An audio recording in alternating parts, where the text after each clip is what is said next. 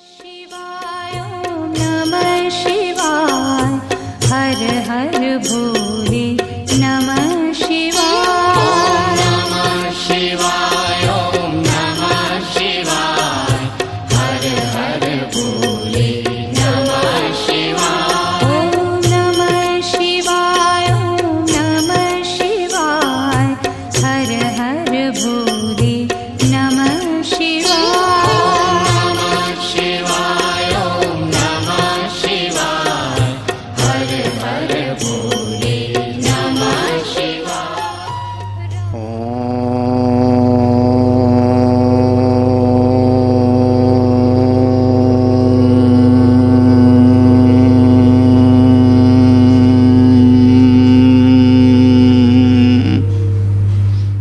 नमामि भगवत्पादं शंकरं लोकशंकरं।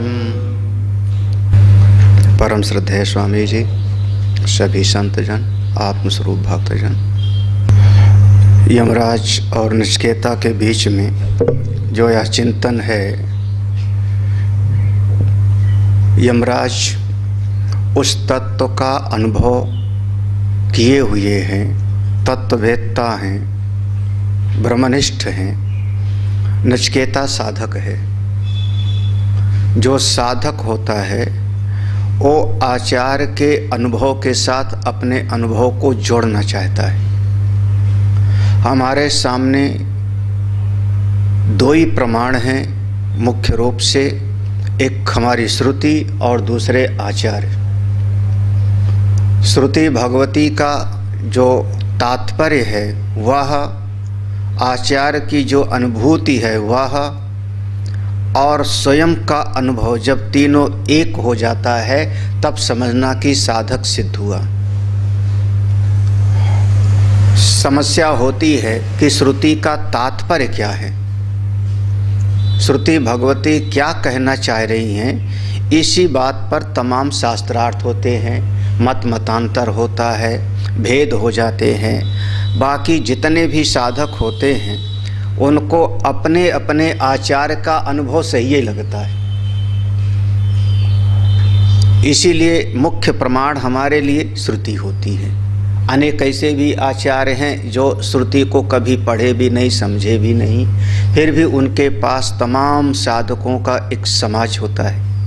उनके लिए जो हमारे गुरुजी ने कह दिया वही सही है। संभवतः कोई दोष ना हो, लेकिन संभावना हो सकती है भ्रम की, प्रमाद की, विप्रलिप्सा की, कर्णापाठों की। तो इसीलिए मुख्य प्रमाण हमारी श्रुति, शास्त्र में जो कहा, आचार्य का अनुभव और स्व अनुभूति। यहाँ पर जो श्रुति ने कहा, यह जो अनिर्देश्य परम सुख स्वरूप परमात्मा है, जिसका आचार्य को अनुभव है, और श्रुति भगवती ने जिसका वर्णन किया, तद एतद यानी श्रुति प्रमाण से सिद्ध, और जिसको आचार्य ने अनुभूति किया है, वह हम कैसे जान सकते हैं, हम कैसे प्राप्त कर सकते हैं, उपाय क्या है, साधन क्या है, और क्या वास्तव में वो जब अविद्या मिट जाती है तो प्रकाशित होता है या नहीं प्रकाशित होता, वह स्वतः प्रकाश है या परतः प्रकाश है। स्वतः प्रकाश जैसे हम सूर्य को मानते हैं,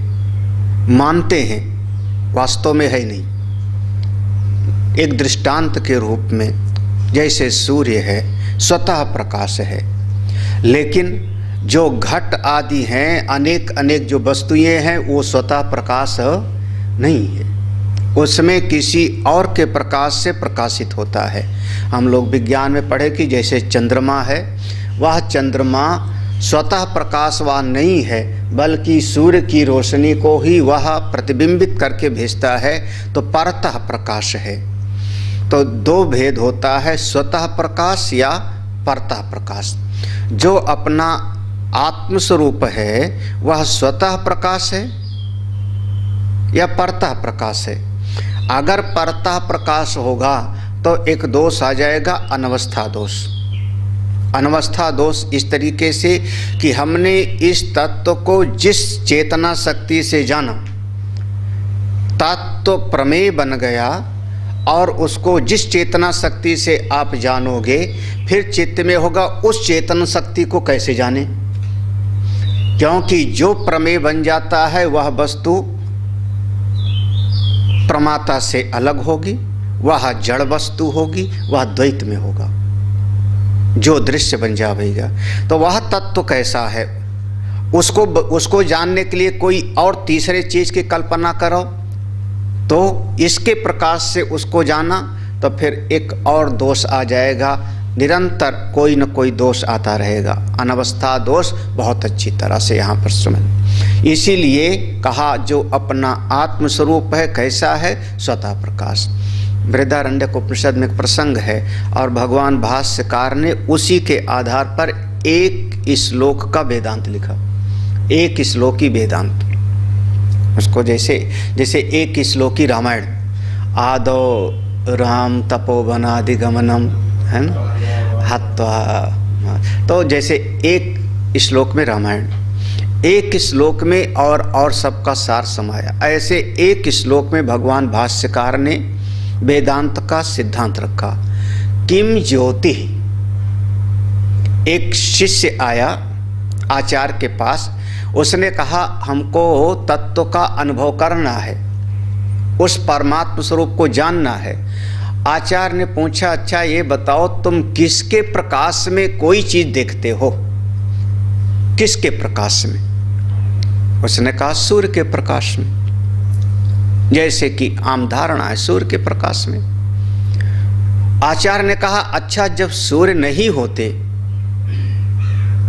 तब भी तुम देखते हो, जानते हो कुछ चीज, उस समय किसके प्रकाश में जानते हो? शिष्य ने कहा चंद्रमा के प्रकाश में, शायद अंधेरी रात होगी तो चंद्रमा होगा, चंद्रमा के प्रकाश में। आचार्य ने कहा जिस समय चंद्रमा भी नहीं होता, ना सूर्य है ना चंद्रमा है, तब भी तुमको कोई न कोई ज्ञान होता है, किसके प्रकाश में? उसने कहा तारे, तारों का प्रकाश है, कोई कोई ज्यादा तेज तारा होता है, उल्का पिंड जैसा। आचार्य ने कहा जब तारे भी नहीं होते तब तुम किसके प्रकाश में जानते हो? शिष्य ने कहा विद्युत के, यह जो बिजली चमकती है कभी कभी, तो वो बिजली सूर्य भी नहीं, चांद भी नहीं, तारा भी नहीं, लेकिन विद्युत चमकती है तो सबका सब प्रकाशित हो जाता है, उसके प्रकाश में जान। आचार्य ने कहा विद्युत भी चमक नहीं रही तब भी तुम जानते हो, अब किसके प्रकाश में जानते हो? तब उसने कहा सर्दी लग रही थी और सर्दी से बचाव के लिए हमने अग्नि जला लिया था, उस अग्नि के प्रकाश से हमने जाना, अग्नि के प्रकाश से। आचार्य ने आगे कहा जब अग्नि का भी प्रकाश नहीं होता, ये बाहर के कोई प्रकाश नहीं होते, सूर्य चंद्रमा तारे विद्युत अग्नि कोई भी नहीं होता, उस समय भी तुम कुछ न कुछ तो जानते हो ना। अभी मैं सोया नहीं हूं, अभी मैं जग रहा हूं, नींद नहीं आ रही, अंधेरा है, बिल्कुल अंधेरा है, बाहर की कोई चीज नहीं दिखाई पड़ रही, लेकिन आपको ये पता हो रहा है ना कि अभी हमको नींद नहीं आई, प्यास लग रही है, प्यास लग रही, ये जान रहे हो ना आप? कैसे जाना? किसके प्रकाश में? जिसके प्रकाश में ये सब जानते हो वही आपके आत्मस्वरूप का प्रकाश है। बशर्ते सावधान रहना, क्योंकि जिसके प्रकाश से ये सब प्रकाशित हो रहा है उसको कोई और प्रकाशित नहीं कर सकता। अब आप कहो जो वह अपना स्वरूप है, स्वतः प्रकाश है, जो अपना आत्मा है बिल्कुल स्वतः प्रकाश है, उसको किसी दूसरे की रोशनी की जरूरत नहीं। हम कहें उसको किसके प्रकाश में जानेंगे तो आप समझना कि अभी ठीक से समझे नहीं। उसकी भाषा से, उसी के प्रकाश में सारा जगत दिखाई पड़ता है। अरे सूर्य है, सूर्य का प्रकाश, सूर्य निकले कि नहीं निकले, उदय हुआ कि नहीं हुआ, कैसे जाना? बोले जब मैं हूं तब ना, मैंने देखा तब ना, तो सूर्य परा प्रकाश है। मेरी सत्ता होने के बाद किसी की भी अहम की सत्ता होने के उपरांत सूर्य की सत्ता का बोध होगा, चाहे मैं चाहे कोई अन्य, चाहे कोई देवता आदि। अहम की सत्ता होगी तब सूर्य की सत्ता भासित होगी। तो कैसे जाने? बोले उसी बात को आगे की ऋचा कहती है। किमु भाति विभाति वा, वो प्रकाशित होता है, अच्छी तरह से प्रकाशित होता है या नहीं। आत्र उत्तरम इदम भाति च विभाति च इति कथम। आत्र, अब यहाँ पर इसका उत्तर देते, वो प्रकाशित होता है कि नहीं प्रकाशित होता? प्रकाशित होता है तो ठीक ठीक प्रकाशित होता है कि नहीं? इस बात का अब उत्तर दे रही श्रुति भगवती स्वयं। कैसे दे रही है? मंत्र पढ़ते हैं। न तत्र सूर्यो भाति न चंद्र तारकम,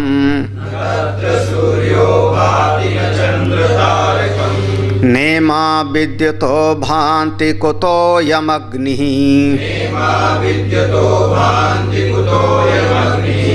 तमेव भान्तम् अनुभाति सर्वम्,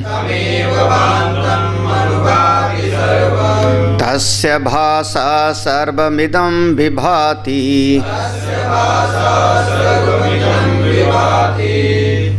मंत्र सभी को याद है। तो ना तत्र सूर्यो भांति, जो अपना आत्मस्वरूप है। देखना, इस सिद्धांत को मैंने पहले बताया, इसलिए ये तत्र माने वह अपना आत्मस्वरूप, अहम, अहम जो मेरा अपनी सत्ता है, मैं। वहाँ सूर्य प्रकाशित नहीं कर सकता। सूर्य बाहर के जगत को प्रकाशित करेगा, भीतर के चीज को, आपकी अंतरात्मा को सूर्य प्रकाशित नहीं कर। ना तत्र सूर्यो भांति, तो ना चंद्र, चंद्रमा भी अंतरात्मा को प्रकाशित नहीं कर सकता। ना तारकम, तारे भी आत्मा को प्रकाशित नहीं कर सकते। अचानक बिजली चमकी, कहते हैं ना इमा विद्युतो, यह जो बिजली है जो तड़क रही है, गर्जना के साथ में प्रकाश हुआ चकाचौंध, यह विद्युत भी आत्मा को प्रकाशित नहीं कर सकती। जब सूर्य, चंद्रमा, तारे और विद्युत भी प्रकाशित नहीं कर सकते, तो कुतः अयम अग्नि, ये जो सामने जरा सी अग्नि जल रही थी, थोड़ी सी काष्ठ आदि डाला था लकड़ी, ये कहाँ से आत्मा को प्रकाशित कर पाएगी? इसकी क्या औकात? क्यों? ताम एव भांतम अनुभाति सर्वम, ताम एव, यह जब अपना आत्मस्वरूप होता है,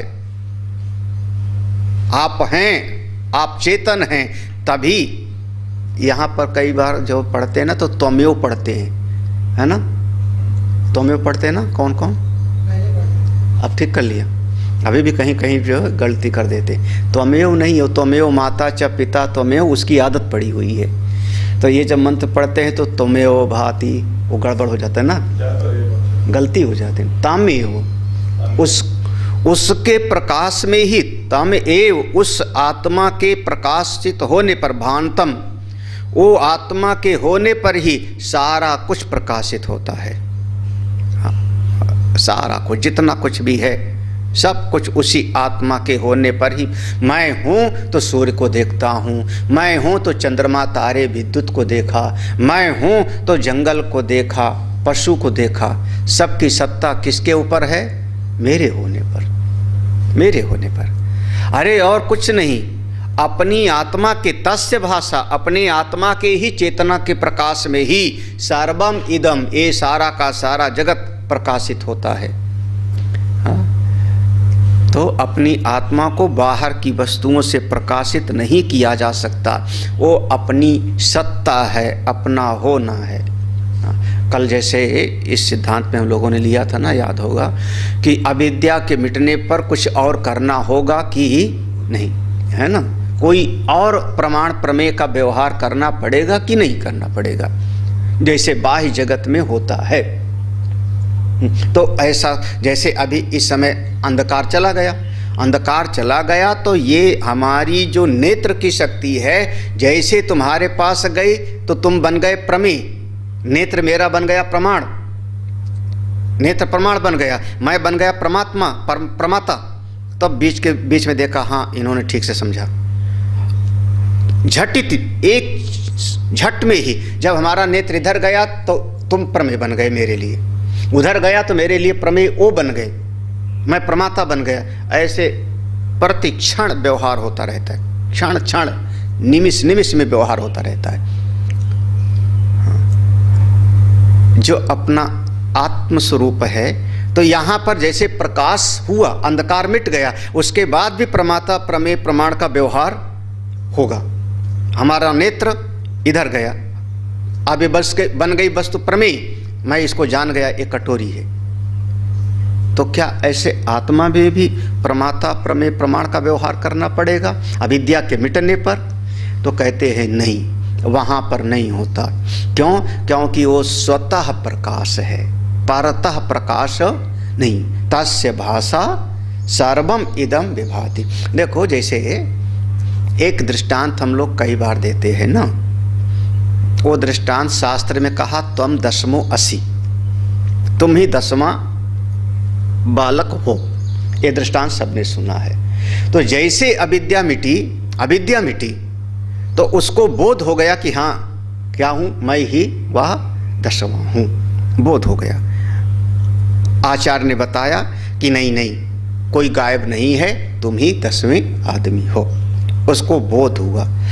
अब वहां है कि उसकी बुद्धि ने कोई व्यापार किया कि नहीं, बुद्धि ने कोई काम किया कि नहीं। आचार्य ने कहा तुम ही 10वें हो, तो बुद्धि ने कुछ सोचा कि नहीं सोचा? बुद्धि ने कोई चिंतन किया कि नहीं? श्रवण किया उस बात का। आचार्य ने कहा तुम 10मो असि, तो कान ने सुना, मन ने उसको समझा, बुद्धि ने उसका विश्लेषण किया, तभी तो ना। तो वहां पर प्रमाता प्रमेय प्रमाण का व्यवहार हुआ। जैसे कई बार देखो हम लोग दृष्टांत क्या देते हैं, चश्मा। अभी व्यवहारिक दृष्टांत है, उपनिषद में थोड़ा सा और अलग से हमने कहा चश्मा लगा के हम भूल गए और चश्मा लगा के हम चश्मा ढूंढने लगे, ठीक है ना। ये समझाया जाता है अविद्या। और जब चश्मा लगा के चश्मा ढूंढ रहे हैं, अचानक किसी ने बताया कि चश्मा तो आपकी आंख पे लगा है, तो जैसे बताया चश्मा की प्राप्ति हो गई। हाँ, चश्मा खोया ही नहीं था। यहाँ पर कहते हैं प्राप्तस्य प्राप्ति, इसके लिए दृष्टांत है। जो वस्तु पहले से प्राप्त है, अज्ञान के कारण खोई हुई सी लग रही थी, उसकी प्राप्ति हो गई। लेकिन जैसे कहा किसी ने चश्मा तो आपकी आंख पे लगा है, तो एक बार हाथ जाके समझ, हाँ है तो सही। अब जिसका अनुभव होगा वो जानता है। हाँ, जैसे कहा कि चश्मा तो आपके हाथ में, कड़ा तो आपके हाथ में है, कहाँ खोज रहे हो? तो एक बार कड़ा यूं देखेगा, तो प्रमाता प्रमेय प्रमाण का व्यवहार हुआ। बिल्कुल वो बहुत सूक्ष्म यहाँ प्रश्न है। हाँ, तो वहाँ पर एक बार हमने कहा हाँ है बिल्कुल है। हाँ, जैसे कहा तुम 10वें आदमी हो, उसने बुद्धि से विश्लेषण किया, हाँ बिल्कुल सही कह रहे हैं। उपलब्धि नहीं कर रहा है, जो प्राप्त है उसी का, लेकिन जो प्राप्त है उसमें जानने की क्रिया हो रही है। हाँ, उसमें विचार कर रहा है। गुरुजी ने सही कहा कि मैं ही 10वां। तो हाँ, एक बुद्धि का एक व्यवहार हुआ, हाँ, विधि क्रिया हुई। यहाँ आत्मा में उसकी कोई जरूरत नहीं, उसकी कोई जरूरत नहीं, क्योंकि अपने आत्म के प्रकाश से ही यह बुद्धि प्रकाशित हो रही। वो बुद्धि का भी प्रकाशक है ना, वो मन का भी प्रकाशक है ना। बुद्धि और मन को भी चेतना देने वाला वही है ना। तो कोई भी कार्य अपने कारण को कभी जान नहीं सकता। ये सिद्धांत कई बार है ना, उस तरह का कुछ नहीं है यहाँ पे, क्योंकि ये अपना, हाँ, ये अपना आत्म स्वरूप है। इसीलिए श्रुति भगवती 2 बार कह रही, अपने तमेव भांतम, अपने होने पर ही, अपने प्रकाशित होने पर ही ये सारा कुछ आप जानते हो। फिर अपने स्वरूप के प्रकाश से ही, तस्य भाषा, अपने स्वरूप के प्रकाश से सब कुछ प्रकाशित हो रहा है। हमने कहा सूर्य की सत्ता में, सूर्य के होने की सत्ता में प्रमाण कौन? अहम है।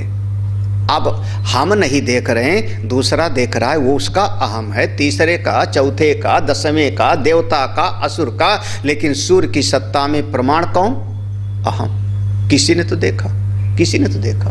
चंद्रमा की सत्ता होने में अहम का प्रमाण है, तो उसी के होने पर ये दिखाई पड़ता है सब कुछ। भाष्य देखते हैं, हाँ, ठीक सरल भाषा में उस अपना जो आत्मा है वह अनुभव का विषय है। वह ऐसे प्रकाशित नहीं होता जैसे बाहर की कोई चीज़ हम टार्च से देखें। वह सूर्य, चंद्रमा, तारे, नक्षत्र ये सब जितने हैं वो बाह्य वस्तु को, घटपट को प्रकाशित कर सकते हैं। अपनी आत्मा तो सबका मूल है, वह स्वयं प्रकाश है, वो स्वयं प्रकाश है, उसको किसी प्रकाश की आवश्यकता नहीं। कल हमने कहा था ना, लालटेन लेके सूर्य को देखने जावे तो आदमी कहेगा ना समझ है, सूर्य उदित होंगे तो लालटेन की जरूरत थोड़े पड़ेगी। तो अपना स्वरूप ऐसा है। भाषा देख लेते हैं। न तत्र तस्मिन् स्वात्मभूते ब्रह्मणि सर्व अवभासको अपि सूर्यो भाति तद ब्रह्म न प्रकाशयत इत्यर्था। ए न को बाद में लाएंगे। तत्र तस्मिन् मंत्र में तत्र है ना, तत्र माने तस्मिन्, उस किसमें, स्वात्मभूते, जो अपना आत्मस्वरूप है, वो आत्मा कोई और नहीं है, ब्रह्मणि, वही ब्रह्म है। हाँ, यहाँ पर बिल्कुल लगातार देखना, जो यहाँ पर जैसे तत्वमसी की बात आती है ना, जीव और ईश्वर में एकत्व की बात लेकर के, दो शब्द, तस्मिन् स्वात्मभूते, अपने उसी आत्मा में ही, और आत्मा कैसा, आत्मस्वरूप ब्रह्म में ही, जो सर्व अवभासक, सारे जगत का प्रकाशक है, सबको प्रकाशित करते हुए जो है, सूर्यो, अब ना यहाँ पे लाओ, सूर्यो ना भाति, सबका प्रकाशक होने के कारण सूर्य अपनी आत्मा को प्रकाशित नहीं करता। सूर्य अपने आत्मस्वरूप को प्रकाशित नहीं करता। क्यों? क्योंकि अपना आत्मा ही सबका प्रकाशक है, अपना आत्मा ही ब्रह्म है, वह स्वतः प्रकाश है। वो जैसे मणि है, उसको किसी ईंधन की जरूरत नहीं है, लालटेन को ईंधन की जरूरत है। उसी प्रकार से अपना होने पर, अपनी आत्मा के होने पर, इस ब्रह्म स्वरूप के होने पर, अब जैसे हमने कहा ना कि अहम के होने पर, तो उसमें एक शब्द हो जाएगा कि अहम तो मेरा है ना, मैं मर गया, दूसरा तो जिंदा है, तीसरा तो जिंदा है। तो हमने कहा जो भी सूर्य की सत्ता को देखेगा वो अहम ही होगा। अब उसी को कह दिया स्वात्मभूते ब्रह्मणि। हाँ, ब्रह्मणि, क्योंकि आत्मा ही ब्रह्म है, वो एक तत्व है। तो चाहे पशु का अहम हो, चाहे देवता का अहम हो, उस अहम के अपने स्वरूप के होने पर ही आत्मा प्रकाशित होता है। सूर्य ना भाति, सूर्य उसको प्रकाशित नहीं कर सकता। ताद ब्रह्म ना प्रकाशयति तत्यर्थ। हाँ, अगला देखो,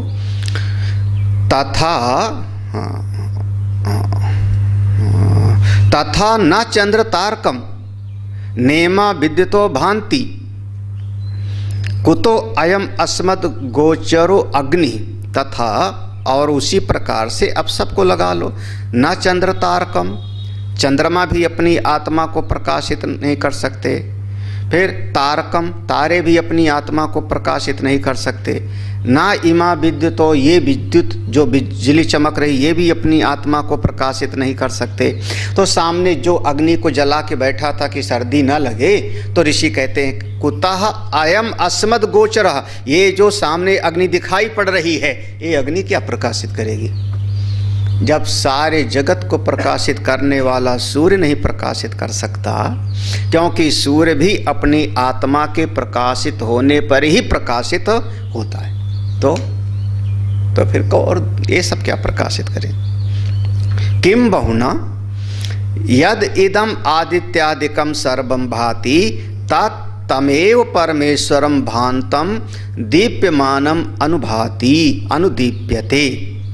करें किम बहुना, और क्या कहा जाए, और क्या कहा जाए, और क्या बताएं? सार यही, यद इदम, यह जितना कुछ, कहाँ से? आदित्य आदिकम, सूर्य से लेकर के जितना भी कुछ सर्वम भाति दिखाई पड़ रहा है आपको, जो भी दिखाई पड़ रहा है, एक बल्ब, दो बल्ब, 10, ये बिजली, वो तारा, जो भी दिखाई पड़ रहा है, सर्वम भाति, तमेव परमेश्वरम, उसी आत्मा स्वरूप परमेश्वर के भांतम प्रकाशित होने पर जब वो दीप्यमान होता है तभी ये सब का सब दिखाई पड़ता है। हाँ? अरे 1000 जुगनू चमक रहे हैं, किसने जाना? 1000 बल्ब जल रहे हैं, जाना किसने? अहम ने जाना ना। मेरे होने पर सब पता लगा। अब चाहे मेरा अहम हो, चाहे बिजली वाले का हो, चाहे बाजा वाले का हो, है तो अहम ही ना। वो जिंदा है तभी तो देख रहा है कि इतने बल्ब प्रकाशित हो रहे हैं। सब का सब उसी के होने पर, वह अपना आत्मा के होने पर। दृष्टांत देते हैं, दृष्टांत दे के समझाते। यथा जल उल्मुख आदि अग्नि संयोगाद अग्निम दहंतम अनुदहति ना स्वतः तद्वत् तस्यैव भाषा दीप्त्या सर्वम इदम सूर्यादि विभाति। करें यथा, जैसे। अब ये दृष्टांत दिया।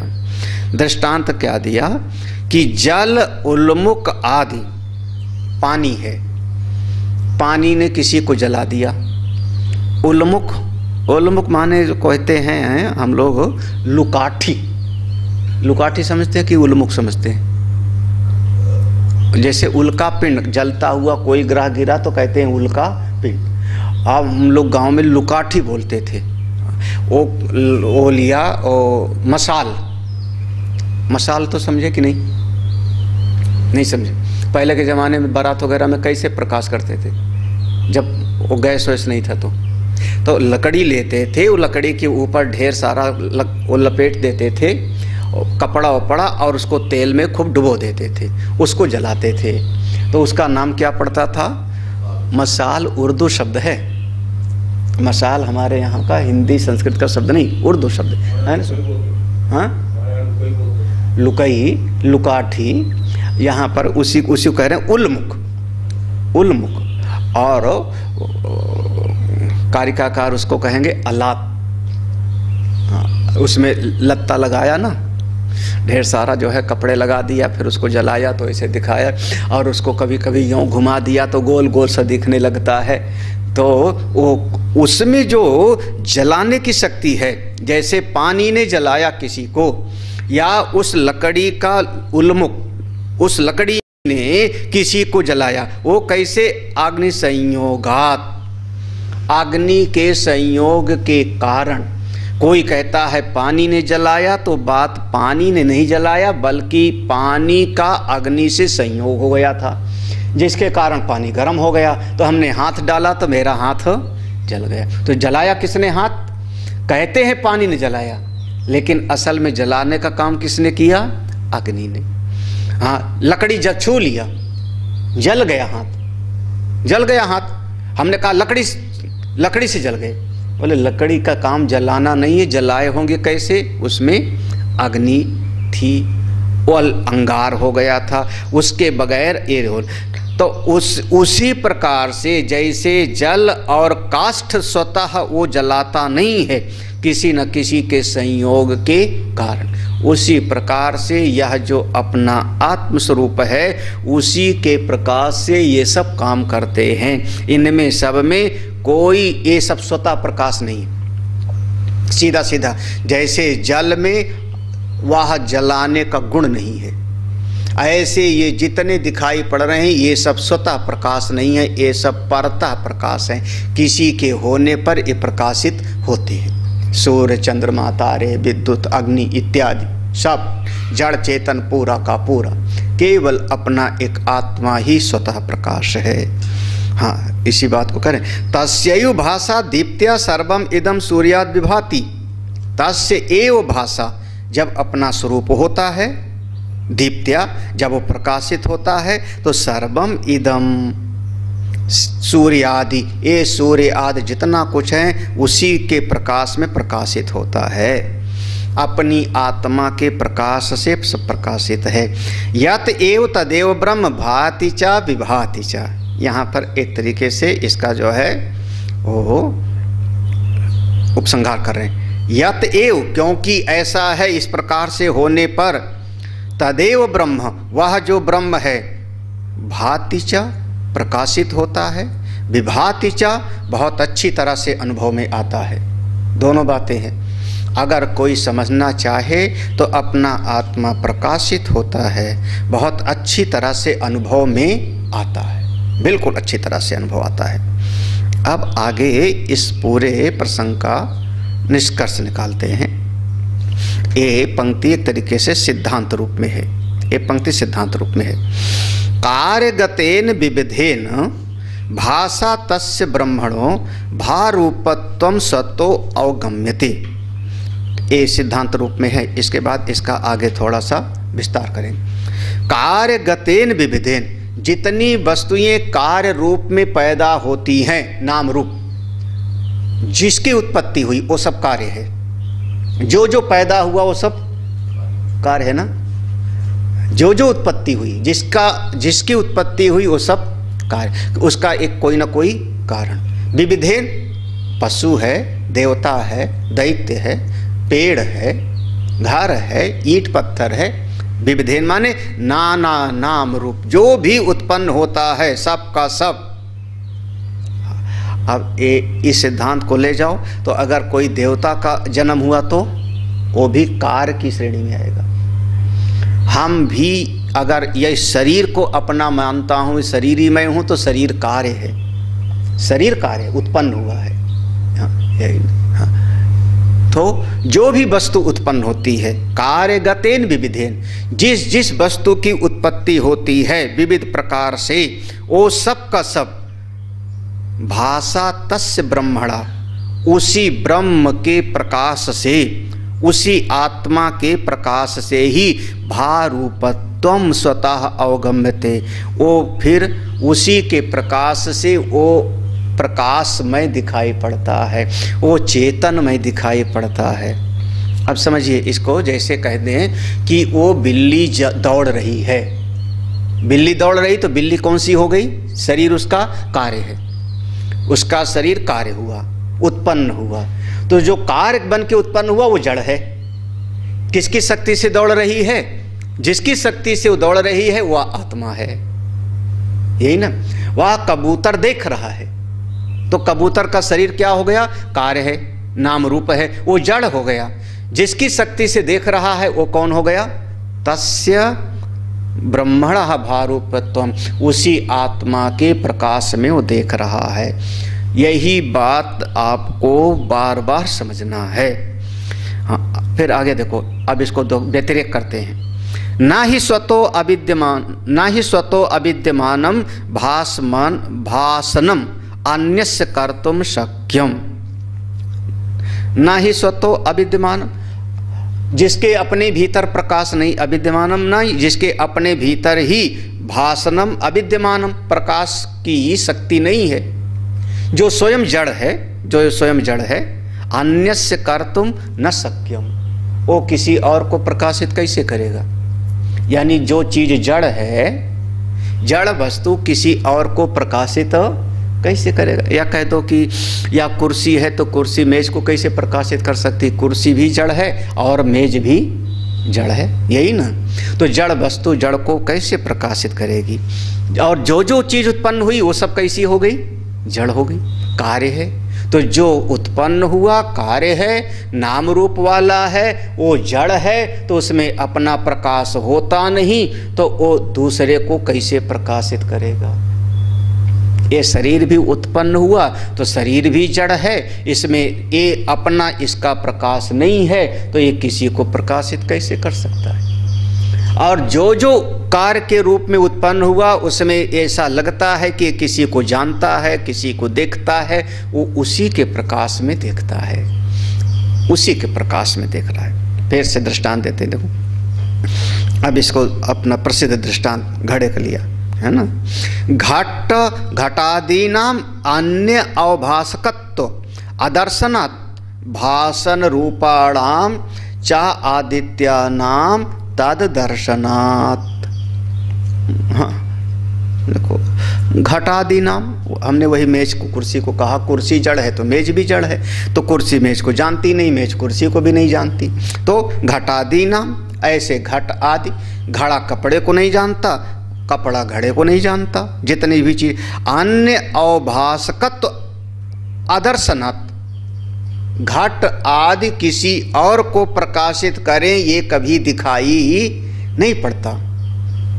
अच्छा, अगर घट कभी किसी को प्रकाशित भी करता है तो कैसे? तो फिर याद करो, वही एक दिन दृष्टांत हमने दिया था कि घड़े में 10 छेद कर दिया और बीच में एक जलता हुआ दीपक रख दिया, है ना, तो उसके अंदर से रोशनी निकलेगी तो दूसरे को भी वो प्रकाश करेगा। यही कहता है ना। तो घट से अगर प्रकाशित हो रहा है कोई चीज तो प्रकाश घट नहीं है, घट नहीं दे रहा, बल्कि घट के भीतर बैठा हुआ कोई दीपक दे रहा है। हाँ। घटादि नाम अन्य अवभासकत्व अदर्शनात्, बिल्कुल किसी और को प्रकाशित नहीं कर सकता घट आदि ये जितनी भी चीज़ें हैं। अरे अच्छा, भीतर आदमी जो है जिंदा है तो सब कुछ देख रहा है, सुन रहा है, मर जावे तो फिर उसको हाथ से छुआओ, चलो हाथ मिलाएं, कैसे जानेगा? ठंडा की गर्म? मरे हुए आदमी को सर्दी लगती है कि नहीं? मर गया, उसको ठंडी लगती होगी कि नहीं? क्यों? एक कफन उसको उड़ा दिया, बिल्कुल सस्ता वाला, 15, 20, 25, 50 रुपये। हाँ बताओ, और सर्दी है तो भी बर्फ में रख दिया। हाँ, सर्दी में अगर कोई महात्मा जी का जो है ब्रह्मलीन हो गए, शरीर छूटा, तब भी कहेंगे कल समाधि देंगे, तो आज कैसे, रात भर कैसे? बोले चारों तरफ से बर्फ रखो और बर्फ के बीच में बिठा दो, क्योंकि ये जो शरीर था ये शरीर जड़ है, तो इस शरीर में ना ये खुद प्रकाशित कर सकता है ना किसी अन्य को प्रकाशित कर सकता है। क्यों? ये शरीर कार्य है, नाम रूप है, जड़ है। अगर ये शरीर किसी को देखता है तो उस आत्मदेव के प्रकाश से ही देख रहा है। घटादि नाम अन्य अवभासकत्व अदर्शनात्, बिल्कुल किसी को प्रकाशित नहीं कर सकता। भाषण रूपाणाम च आदित्यानाम तदर्शनात्, अगर ये इसमें से कोई जो है प्रकाश निकलता है तो समझ लो कि उसी आत्मा के प्रकाश के कारण।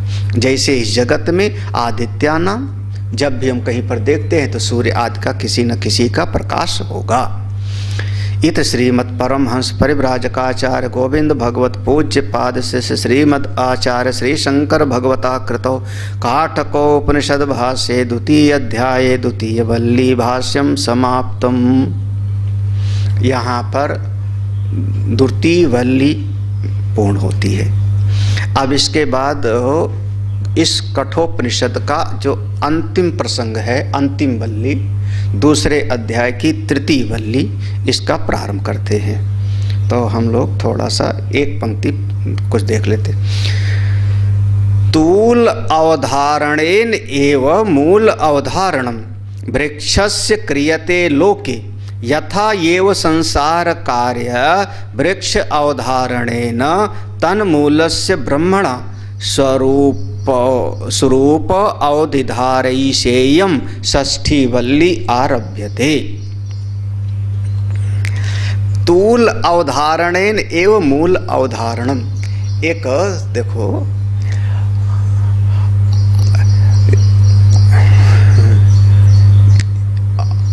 कोई हमको पेड़ दिखाई पड़ा तो उस पेड़ की हमने डाल देखा,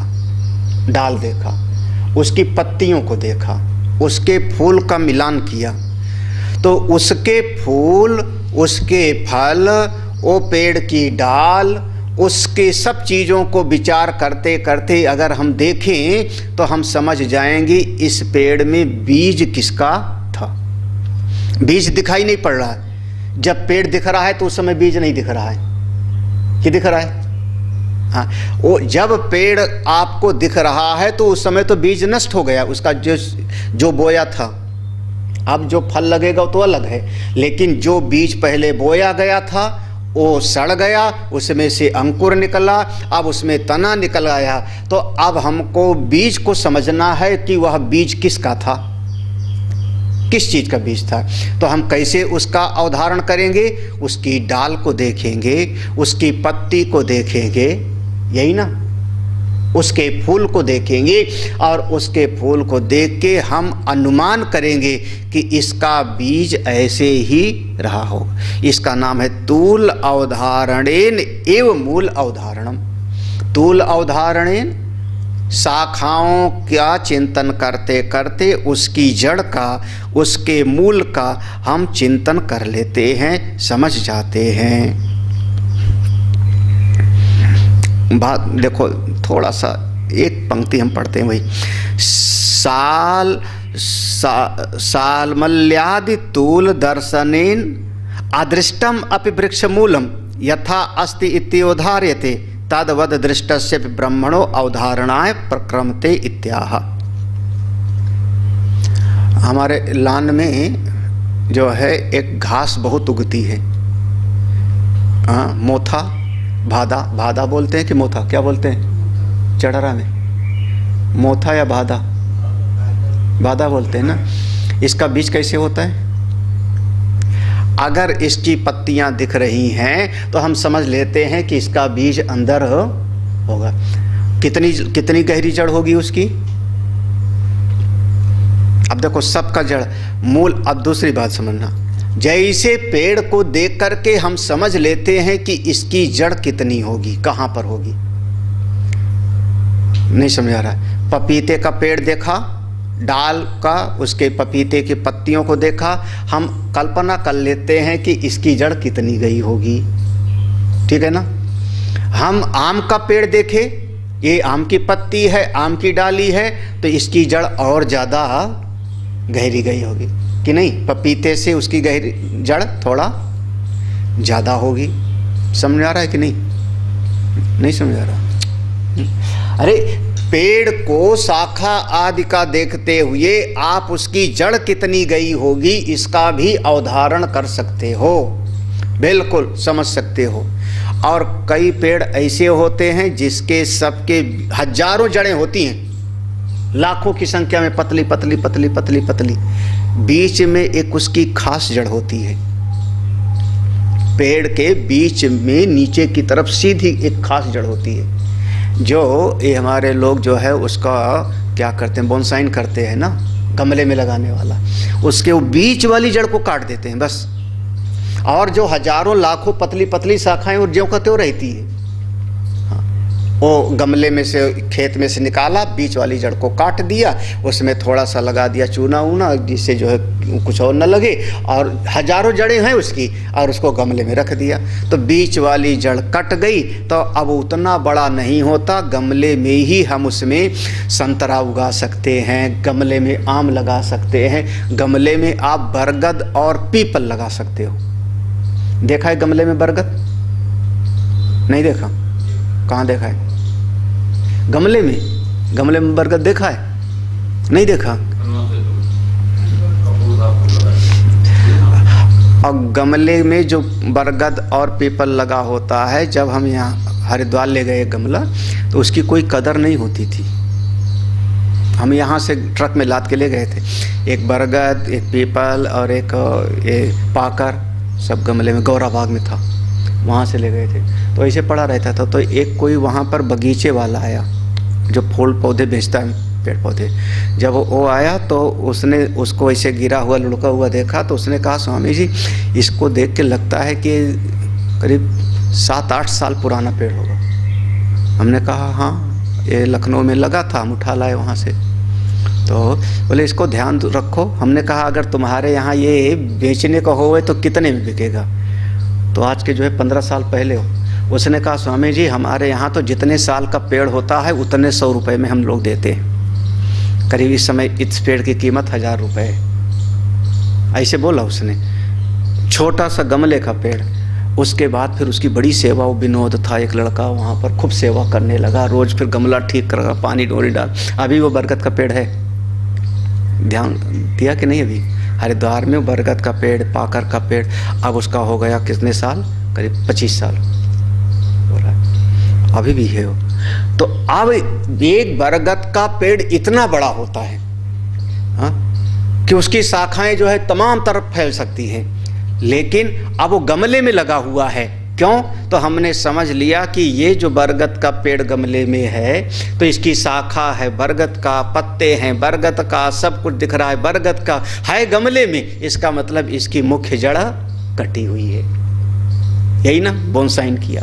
तो मूल तूल अवधारणेन एवं मूल अवधारणम, शाखा पत्ती आदि को समझने से उसकी जड़ को भी आप समझ सकते हो। किसकी?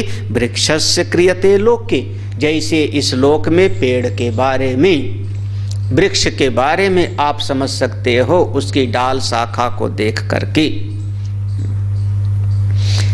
किस पेड़ पर चढ़ना चाहिए पता है? सबसे कमजोर डाल किसकी होती है? हाँ, स्वामी जी सही बोले, सहजन की बहुत कमजोर होती है, सहजन की, फिर अमरूद की, हाँ उतनी नहीं, सहजन है, अमरूद है, जामुन है, ये सब सहजन की सबसे ज़्यादा कमज़ोर होती है। उस पर तो फल लगे और ज़्यादा वजन हो गए तो डल टूट के गिर जाती है। हाँ, वो लंबे लंबे फल लग गए ढेर सारे। तो अब कैसे समझा आपने कि इसकी डाल बहुत कमज़ोर होगी, इस पर न चढ़ो? कैसे समझा? इसकी डाल बहुत कमज़ोर होगी, इस पर मत चढ़ो। और इमली का पेड़ हो, बबुल का पेड़ हो, नीम का पेड़ हो तो है ना, जैसे देखा ले हाँ इस पर चढ़ इस पर। सावन में जब झूला वूला डालते थे किस पेड़ पर? हाँ, इमली होती नहीं तो कहाँ इमली के बोल दिया, नीम पर डालते थे ज़्यादातर नीम के पेड़ पर, है ना, क्योंकि और पेड़ पर डालेंगे तो जब दो आदमी बैठ गए झूले पे तो टूट के वो डाल गिर जाएगी। किसका पेड़ मजबूत होगी? कैसे होगा? तो हमने उसके वृक्ष के डाल शाखाओं को देख के उसकी मजबूती का, उसकी जड़ का, उसके बीज का हम निश्चय कर लेते हैं। जैसे दुनिया में यथा ये वो संसार, जैसे यहाँ पर उसी प्रकार से यह संसार पूरा का पूरा जगत कार्य वृक्ष अवधारण, ये संसार कार्य है। कार्य माने एक दिन उत्पन्न हुआ ये जगत पेड़ के जैसे है। इस संसार को अगर ठीक ठीक समझ लो तो इसकी जड़ को भी समझ लोगे। हाँ, संसार ठीक ठीक समझ में आ जावे तो इसका जो मूल है, कौन है मूल? तन मूलस्य ब्रह्मणा, इसका मूल ब्रह्म है, उसी से ये सब का सब उत्पन्न हुआ, उसी परमात्मा से सारी सृष्टि पैदा हुई। अगर ये संसार को ठीक ठीक समझ लो, एक एक चीज को, तो आप इसके जड़ को भी, उस ब्रह्म को भी समझ लोगे। हाँ, क्या पढ़े हो? तस्माद् वा एतस्मात् आत्मनः आकाश संभूतः। किससे आकाश की उत्पत्ति हुई? तस्माद् वा एतस्मात् आत्मनः आकाश, ऐसे है ना, क्या है मंत्र में? इसी आत्मा से आकाश की उत्पत्ति हुई। अब यहाँ से सृष्टि का क्रम आगे ले जाओ। आकाश से वायु, वायु से अग्नि, अग्नि से जल, जल से पृथ्वी, पृथ्वी से वनस्पतियाँ, औषधियाँ, फिर उससे जो है 5 ज्ञानेंद्रियाँ, 5 कर्मेंद्रियाँ, अंतःकरण, प्राण, और फिर सब का सब जीव, नाम रूप सब का सब पंचीकरण होकर बनने लगे। शुरुआत कहाँ से हुआ? उस आत्मा से। ये तस्माद् आत्मनः आकाश, उस आत्मा से। तो अगर हम उसी को पकड़े पकड़े विचार करते चले जाएं तो वहीं पर पहुंच जाएंगे। तो जैसे शाखा आदि को पकड़ने से, विचार करने से जड़ का पता लग जाता है, उसी प्रकार से ये संसार रूपी कार्य वृक्ष का चिंतन कर लो तो उस ब्रह्म के स्वरूप का अवधारण हो जाएगा। ब्रह्मणा स्वरूप अवधिधारय से यम, अवधिधारय से यम से षष्ठी वल्ली आरभते, एक छठी वल्ली का आरंभ किया जा रहा है उस परमात्मा के स्वरूप का अवधारण करने के लिए। इसके बाद अब मंत्र है, मंत्र पढ़ ही लेते हैं। ऊर्ध्वमूलो वाक्शाखा येषो स्वत्थ सनातनः तदेव शुक्रं तद्ब्रह्म तदेवामृतमुच्यते तस्मिन् लोकाश्रिता सर्वे तदुनात्येति कश्चन एतद् वै ततो। यह जो संसार रूपी यह वृक्ष दिखाई पड़ रहा है, संसार वृक्ष एक कैसा है, इसकी जड़ ऊपर है, ऊर्ध्व मूलः, इसकी जड़ ऊपर है, अवाक माने नीचे, शाखाएं इसकी नीचे हैं। यह कैसा वृक्ष है, अश्वत्थ वृक्ष है। यह अश्वत्थ वृक्ष, इसकी जड़ ऊपर और शाखाएं नीचे। वह जो मूल है, जड़ है, उसी को तदेव शुक्रम, वही शुद्ध है, तद ब्रह्म, वही ब्रह्म है, वही अमृत स्वरूप है। अरे उसी मूल में, उसी जड़ में 14 लोक सब कुछ उसमें आश्रित हैं। उस परमात्मा को कोई भी उल्लंघन नहीं कर सकता, उसका अतिक्रमण तदु न अत्येति, उसका अतिक्रमण कोई भी नहीं कर सकता। एतत् वही तत्, वह जो मूल है इस संसार रूपी कार्य वृक्ष का, जो मूल है उसका उल्लंघन कोई नहीं कर सकता, वही वह तत्व है जिसको तुमने पूछा था। अबे शायद 15वां अध्याय कभी हमने पढ़ाया था, याद है? मेरठ में नहीं याद है? 15वां अध्याय हमने पढ़ाया था गीता जी का। 15वां अध्याय का पहला श्लोक कौन सा है? ऊर्ध्व मूलम अधः शाखम। हाँ, ऐसे है ना। इसी मंत्र के एक तरीके से अनुवाद किया भगवान ने। एक इसको हमारे गुरुदेव कहते थे, ये आपका वंशावली बनाओ। वंशावली बनाओगे तो कैसे? वंशावली अगर बनाएंगे तो हम सबसे ऊपर अपना जो गोत्र होगा उनका नाम लिखेंगे। कौन से गोत्र? वशिष्ठ, भारद्वाज या कश्यप, यही ना सबका गोत्र होगा। वहाँ से चला वंश। फिर उनके जो है 2 पुत्र थे, ऐसे बनाना पड़ेगा ना। उनके 2 पुत्र थे तो 2 शाखाएं हो गई। फिर उनके सबके 2-2 हुए और शाखाएं हो गई। फिर उनके और शाखाएं हो गई। अपने परिवार का बनाओ अगर कभी, तो शुरुआत में कहोगे एक पड़बाबा थे। पड़बाबा की पड़दादा क्या बोलते हैं?